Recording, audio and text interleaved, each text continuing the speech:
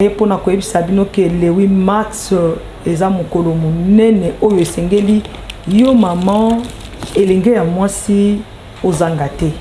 Po tobengi pe na ba papa bazala wana po eza journée ya délivrance, ya guérison miracle, pipa et restauration, ya nyonso ekufa ebeba na vie ya ba couple ezala ba famille. Et Zambe na Israël, Jésus-Christ de Nazareth a kokita na nguya na ye pour na ko restaurer ba couple, ba famille et nyonso ebebaki ebonga. Donc papa ozoyo kanga, maman ozoyo kanga, papa tinda mwasi na yo, en tout cas botinda ba na bino ya basi, ndenge moko pe bayaya botinda baleki ya basi, baleki ya basi webisa bayaya boya na bango. Eza normal te koza na famille oyo yaya azolela, baleki bazolela. Donc makambo yaya zo vivre pasi ya yaya et comme pe pasi ya baleki pona ni parce que batata mwasi batambola ka mabe na ba papa kulutu na ba papa babota bino bokoko ya butata na bino ezaki na bonganga makambo etali ba coutume tout et tout, mais yango esala ke e bloquer bino e limiter bino